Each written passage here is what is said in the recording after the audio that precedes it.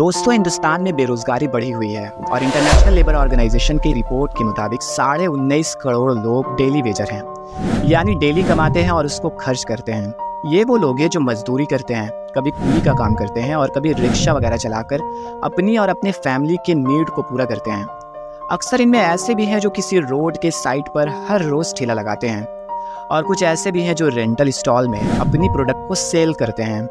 लेकिन कुछ दिनों से वेस्ट बंगाल की कैपिटल सिटी कोलकाता में कुछ सीन देखने को मिला कि कोलकाता पुलिस इन रेंटल स्टॉल और फुटपाथ में लगे हुए स्टॉल्स को बंद कर रही है। लेकिन ऐसा क्या हुआ, क्या रहा इसके पीछे रीज़न, आइए जानते हैं आज की इस वीडियो में।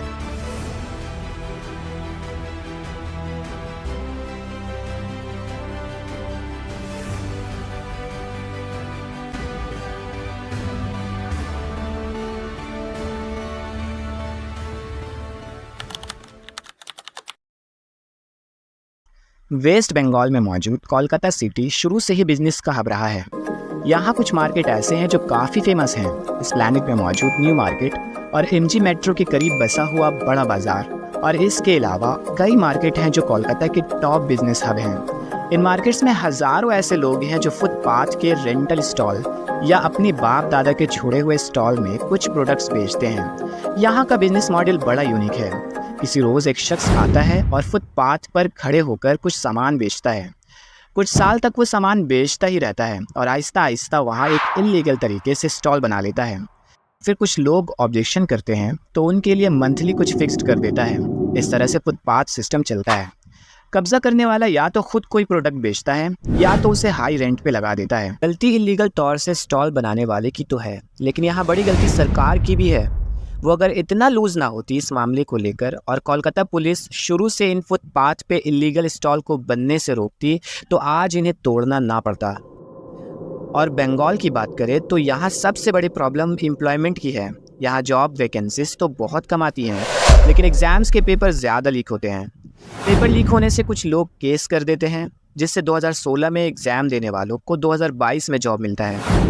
और कुछ मिनिस्टर्स के घर से जॉब के नाम पर घूस लिए हुए करोड़ों रुपए मिलते हैं। स्कूल्स में टीचर की नीड है लेकिन वैकेंसीज नहीं। जून 2021 ममता बनर्जी की तरफ से एक स्टेटमेंट आता है कि वो 31,000 टीचर्स को अपॉइंट करेगी, लेकिन अब तक कुछ भी ऐसा देखने को नहीं मिला। यहाँ अनएम्प्लॉयमेंट रेट इतनी ज़्यादा बढ़ गई है कि लोग मजबूर हैं किसी फुटपाथ में खड़े होकर कुछ बेचने को। इनके पास उतनी स्किल्स नहीं कि कोई प्राइवेट काम ज्वाइन कर ले या इतना पैसा नहीं कि रेंट पे दुकान ले ले। इनमें सबसे बड़े गेनर वो लोग हैं जो कब्जा किए हुए स्टॉल्स को रेंट पे देते हैं। यही वो लोग हैं जो जगह जगह फुटपाथ कब्जा करके उन स्टॉल्स को रेंट पे लगा देते हैं। जाहिर है कि ये अकेले नहीं हैं, इनके पीछे कई लोग हैं जो इनसे चंदा लेते हैं और इनको धंधा करने देते हैं। यानी ये भी एक तरह से चंदा धंधा मॉडल है।